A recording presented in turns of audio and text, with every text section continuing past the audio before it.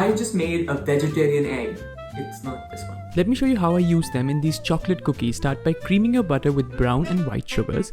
Now in a bowl with 2 tablespoons of water, add a teaspoon of baking powder and a teaspoon of oil. Mix this well and this makes that perfect vegetarian replacement of an egg. Next, sift your flour to the wet ingredients along with salt and corn flour.